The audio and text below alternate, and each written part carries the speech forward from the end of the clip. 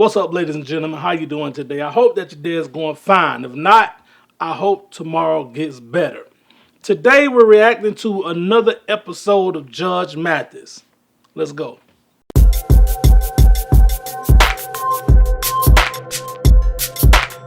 Start with you. Good afternoon, Your Honor. My name is Van Ross. I'm originally from Chicago. Grew up in Ida B. Wells, in fact. And to give you, are you asking? Ida B. Wells, the housing project? The housing project. We were the second tenants in Ida B. Wells. I'm a senior citizen, How old are you? 73. Look good for 73. Well, my parents died very early. My father died in 55. My mother died in 57. How old were you? 15 and 17. So with that as a backdrop, I graduated from high school, went to college. Yeah. Got involved in the civil rights movement. Where did you go to college? Howard University, University of Illinois. That's an HBCU for those Were of you you who part don't of know. the desegregation movement that I the was young involved people in were this. doing? Yes, going Was through that the SNCC? 60s. Actually, I moved out to L.A. Coming back from L.A., I stopped off in Albuquerque. They wouldn't serve me there. In fact, the guy that I was riding with was an Englishman, and he said, With whom? Was an Englishman. He said, let's get the hell out of here. That is some So old you're terminology. You're supposed to stay there. That's part of the protest. You go, you sit at the counter, and they say, we're not serving you, get out, and you just sit there. Well, that was You had part the of- Englishman with you. He said this civil rights is your deal. He said, let's get out of here. Well, we went on down the road to Oklahoma City, and in that regards, the guy said, we will sell you a sandwich, but you got to eat it out back. So, If y'all don't know what's going on, he talking about civil rights. They were in Albuquerque. That's in New Mexico. And I didn't figure that they was like that out there. The things you learn. But they said they went to Oklahoma City and they were able to get served, but you had to eat out back. Let me tell y'all, segregation was not long ago, okay? Let's say it was, I don't even know, but my mom was alive. Yeah, my uncle, I think he's 63, and he was the youngest out of my mother's brothers and sisters, and him and my aunt were the first ones to, I believe, go to a desegregated school. So this ain't that far ago, like as far as time. So, and you still see some of this stuff today, but it's not. You see it. I'm gonna just say that. I'm not gonna say it's not as harsh. Like you can't eat here, black fountain or colored fountain or whites only. You get what I'm saying? So, yeah, this dude probably seen a lot of stuff. and coming back to Chicago, I decided I was going to the University of Heidelberg, Germany, to the School of Architecture. Ended up getting recruited in the civil rights movement by a couple of buddies in New York. I was able to see a lot of signs say colored only, white only. Dealt with all the racism, then you got to come home and a young black man gives you harassment, huh? So you say. Well, that's the generation that's coming up now. I've seen several. Not all of them. Barack Obama's a part of that generation too. So am I. Well, I used to live But not all of us. near Obama. I used to work at the water purification plant for Okay. about 9 years. Good. And we thank you for your leadership. Thank you for your sacrifice. A lot of young people don't realize that you all sacrifice. Your generation sacrifice a lot. Sit at those lunch counters, got spit on. Killed, burned, buried. Yeah. I remember a lady named Victoria that was on the bus rats. In fact, I was actually recruited from the bus rats in Chicago. And in fact, Say I met Viola? Viola. From Ann Arbor. Yeah. She was from Michigan. Yeah. I bet this dude got a lot of history. Know a little bit about that, don't you? You sure do. Give me some background on I bet this he before has we get so to the much grill and the information. harassment he's alleging. Well, I met Mr. Ross. He was a tenant downstairs in the He studio looked like he played apartment. video games all day. That's I how could be I wrong. first met him. Didn't know too much about him. He gave me a few stories. We talked a few times, but it was just a handful of times. He stayed his area, I stayed mine. So that's pretty much how we met. How long has that been? 2 or 3 months total. All right. How'd you all get along? I mean, pretty well for the most part. I mean, when I seen him, I spoke, he spoke. We talked every once in a while, but So it was it's only very this problem we're adjudicating today. That's it. All right, sir, tell me what happened. Well, this sort of precedes the problem about the grill. First of all, the garbage. Now, the landlord did not assign me to go taking out the garbage or anything else.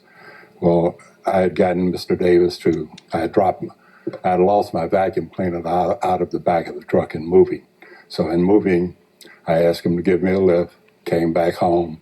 Then he started getting into the rebuttal about how much rent I was paying and I should be, I told him I'm not concerned about the garbage. So he went into his loud outburst about, how much rent I was paying, and I told him I'm not going to worry about it and walked away from him. That was the first incident. I'm kind of The lost second right here. incident was whereas the neighbor across the street had his grandson mowing the lawn. So I asked him to mow the lawn. He said he'd charge us $30. Gave him 20. He never gave me the $5 back. So we had two things up in the air. The grill I talked to him about. Hey, don't I add told 30. him, I would sell him the grill. It was in a new box. It was a brand new grill. He said that I would pay you that following Friday, which I would expected the money then. So I never heard from him about the grill nor the $5 that preceded that. That math So ain't as adding I up. said, with this as a backdrop, the incident, there was a threatening incident made by him to me because his kids was running all around the neighborhood and it was tearing up the neighborhood. Threaten you about what exactly? Well, actually, Hold what the had old dude ain't lying. happened is my breaker, the breaker on the switch blew. So I went out there and was talking to him about it. He went off on me about threatening. Well, you're talking about my sons. I said, well, then he said, What was his threat? His threat was, I'll beat your punk. I'll knock you. Then what'd you do? Oh, I just walked away. Okay. Yeah, and called the police the following day. that's Do you have funny. a police report? Yes, I there? do. All right. I there we don't go. know. So, I don't what do you know. want to tell me about this? I heard a big bang at the door. So I go to the door, I'm like, what's going on? He was like, you need to tell your kids to calm down. I'm like, okay, hold on. You're being really irate. And the kids are standing there looking like, what did we do? And so I told him I will talk to the kids, but you're getting kind of hostile. You need to back away from my door right now. So he's still rumbling off at the mouth. I told him, hey, I already told you once that I will talk to the kids, but you need to back. Get away from my door. Go to your own space. Tell me about the grill. And the grill, the time that he gave me the grill as a gift when he was moving. So true. I was in the garage working on my motorcycle. I don't know. When they start turning around looking at the audience like that, I don't know. They be like, he could. I don't know who telling the truth so far. The dude, the defendant, kind of seemed like a prick to me, but I don't know. See, this is a good thing I like about Judge Mathis. Like, as much as people come in there and then they give them their stories, he take the stories, but he also execute through them. So I'm having a feeling that this might take a turn for the worse. I don't know. We just gotta let Judge Mathis crank up and see. I see him pull up with a U-Haul. Basically, I help him move. Me and him got to talk about food, Chicago, whatever, just a brief little thing. As a token, he said he gave me the grill because he had a whole bunch of stuff. He had just moved from a 3-bedroom or a 2-bedroom unit to a studio. So he was overwhelmed with all this stuff. So he gave you the grill. Yes. Why would I Even give though him he a grill? believed. No. I had common sense. I'm sorry. I know you think this generation was but I agree with you. I agree with you. you see, I just showed off my civil rights knowledge. I agree. So this generation isn't that bad after all, right? Well, See that? if you I know.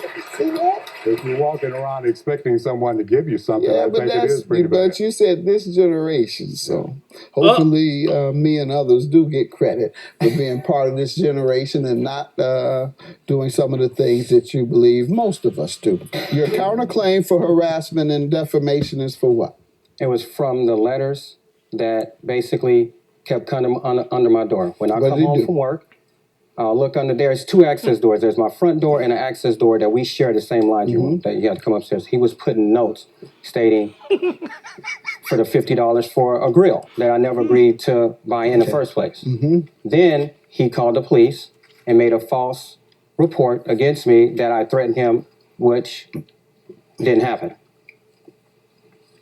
Well, sir, you came close to telling me that a minute ago when you said, I've told you once, if you don't do this, if you don't, you just said. Well, he was hostile at the door in front of the kids. I understand. Well, don't say you didn't when you just told me you did.